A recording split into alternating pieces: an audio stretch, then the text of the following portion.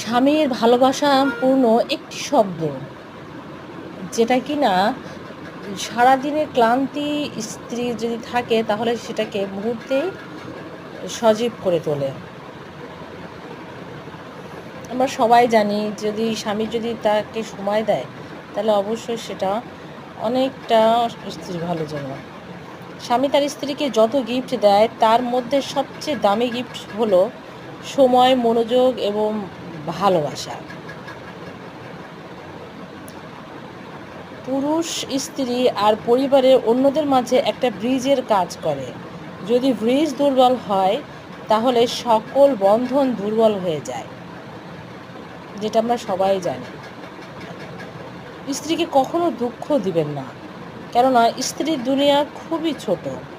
স্বামীকে দিয়েই তাদের শুরু হয় এবং